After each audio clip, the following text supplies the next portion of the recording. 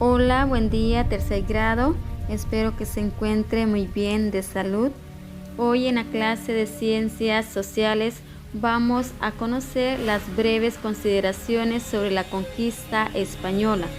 Anteriormente ya hemos venido conociendo el descubrimiento de América y la conquista de Honduras. Hoy vamos a conocer breves consideraciones sobre la conquista española.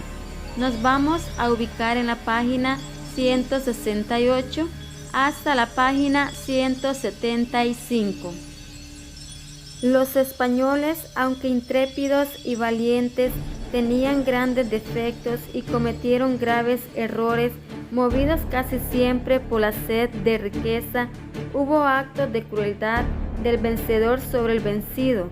El aborigen fue despojado de sus propiedades y sometido a humillante explotación.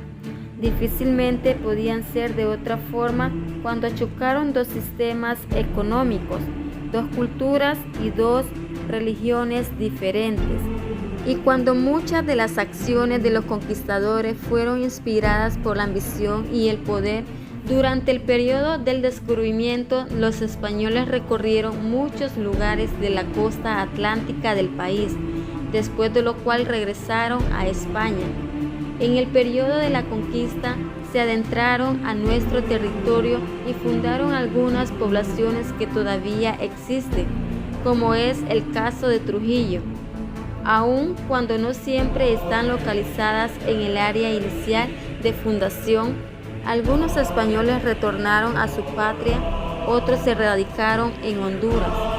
A partir del año 1550, muchos españoles ingresaron a Honduras detrás de las riquezas mineras y empezaron a formar las poblaciones que dieron origen a las ciudades más importantes del país, como Tegucigalpa.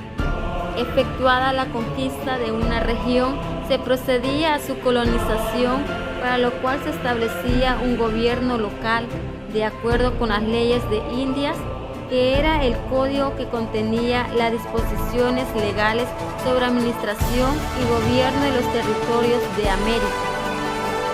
Hernando de Saavedra, primer gobernador, antes de partir a México, Hernán Cortés dejó encargado del gobierno de Trujillo a su compatriota Hernando, quien de esta manera se convirtió en el primer gobernador que hubo en territorio hondureño. Desde un principio, su administración se vio afectada por las continuas instrucciones del mencionado Pedro Arias Dávila.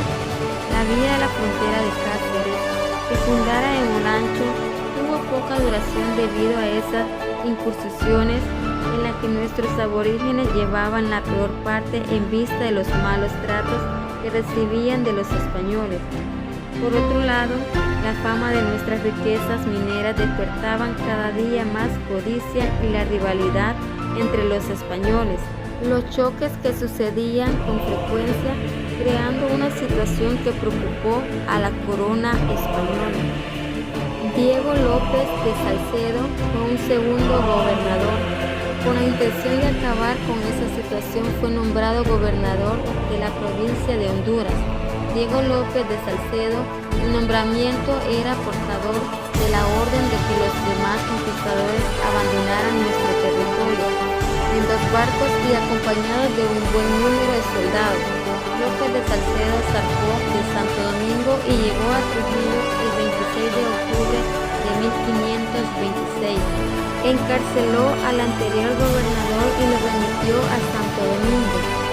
Por entonces, la provincia de Honduras no tenía definidos límites, como los tiene ahora en términos generales. López de Salcedo intentó someter a su jurisdicción el territorio de Nicaragua. Con ese propósito marchó a la cabeza de 150 soldados y un grupo de aborígenes. Como era costumbre, durante el viaje abusó de su autoridad, atropellando a la población aborigen y ahorcando a un determinado número de caciques. Llegó a León, Nicaragua, donde impuso su autoridad a sangre y fuego. Sin embargo, trabó combate con fuerza de Pedro Arias Dávila, quien recientemente había sido nombrado gobernador de Nicaragua. Dávila puso preso al intruso, aunque al final lo dejó libre y le permitió regresar a Honduras. Aquí encontró un desorden mayúsculo donde la discordia entre aborígenes y españoles se resolvía en perjuicio de los primeros. Andrés de Cereceda, la situación iba de mal en peor, sobre todo para los aborígenes. Las enfermedades, los malos tratos, los trabajos forzados y la esclavitud a que eran sometidos no tenían límites. Los aborígenes eran capturados, marcados como si fueran bestias y vendidos como esclavos. Muchos eran enviados a las Antillas a trabajar en minas y plantaciones. El comercio de esclavos era también oro para los españoles. Andrés de Cereceda fue un gobernador incapaz. Intrigas y disturbios entre sus subalternos dificultaban aún más el desempeño de su cargo. En 1532 fue nombrado un nuevo gobernador, Diego de Albités, quien al llegar a Trujillo naufragó.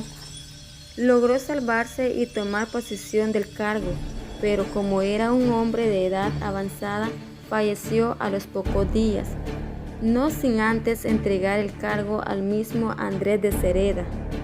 Pedro de Alvarado, en marzo de 1535, el rey de España nombró a Francisco Montejo nuevo gobernador de Honduras. Por su lado, Pedro de Alvarado preparó una expedición con 80 soldados y casi 3.000 aborígenes. Salió de Guatemala en febrero de 1536, cruzó Cotepeque y después una larga travesía por regiones inhóspitas, llegó a Buena Esperanza, donde fue recibido con gran júbilo y entusiasmo, incluso por el propio Cereda, quien le ofreció la gobernación. Alvarado prosiguió la colonización de Honduras y el 27 de junio de 1536 fundó la villa de San Pedro de Puerto Caballos, hoy ciudad de San Pedro Sula. Antes venció al cacique Sicumba, que se había fortificado a orillas del río Ulúa. En cumplimiento de las órdenes de Pedro de Alvarado, Juan de Chávez exploró la región occidental con el fin de fundar una población que facilitara las comunicaciones entre las dos provincias vecinas, Guatemala y Honduras. Francisco de Montejo, mientras esto ocurría, Francisco recibía en México el cargo de gobernador de Honduras. Por no poder trasladarse inmediatamente, mandó al capitán Alonso de Cáceres a tomar posesión del cargo en su nombre. Al asumir sus funciones, Montejo ordenó a Cáceres ir a pacificar a los pueblos aborígenes opuestos a la presencia y dominación española. Le ordenó también fundar una villa en el centro de la provincia, la que bautizó con el nombre de Santa María de Comayagua. Sana Pedro de Alvarado llegó primero a las costas que cortaban un caudaloso río, al que bautizó poniéndole su nombre. Fundió en su desembocadura y fundó un pueblo que aún en día se llama Alvarado. Hablemos ahora de Lempira. Fue un capitán de guerra lenca que luchó contra los españoles en 1530. Llamado tradicionalmente como Lempira, nació en 1499, aunque su nombre fuese Erandique, según la probanza de méritos redactada por Rodrigo Ruiz. Fue un capitán de guerra y líder de los lencas que luchó contra los españoles durante la década de 1530. En los documentos escritos durante la conquista española es mencionado con el nombre de el Lempira. Era un cacique de origen lenca, de baja estatura para la media europea de la época y en comparación con la estatura promedio de los lencas en la actualidad. Debió medir entre 1.56 metros. De espalda ancha y de brazos gruesos, era bravo, obstinado, con destacable sentido de liderazgo y astucia. Desde muy joven mostró gran valor. Sentía un amor extrañable por su pueblo, su tierra, sus leyes y sus costumbres.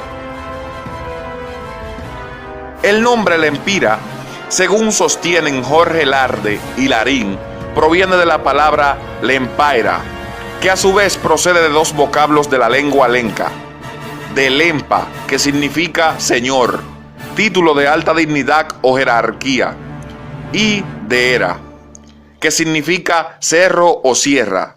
Así pues, Lempira vendría a significar señor de la sierra o señor del cerro.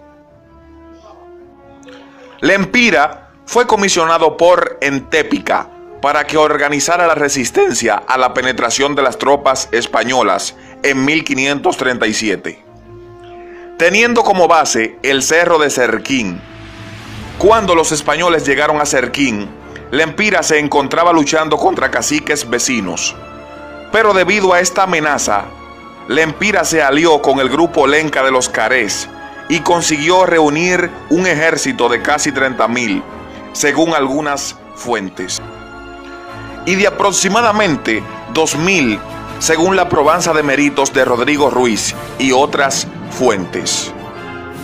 Procedentes de 200 pueblos, las fortificaciones en los altos de las montañas difícilmente podrían albergar a 30.000 hombres, y reunir un ejército de esa magnitud habría significado una tarea exigente de mucha organización y pensamiento colectivo para los pueblos lencas.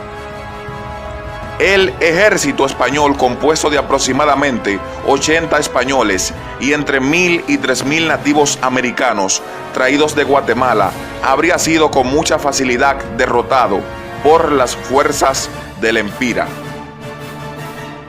Debido al levantamiento, otros grupos se alzaron también en armas en el valle de Comayagua, en Olancho. Los intentos españoles para derrotarlos, dirigidos por Francisco de Montejo y su lugarteniente Alonso de Cáceres, resultaron infructuosos antes de 1537.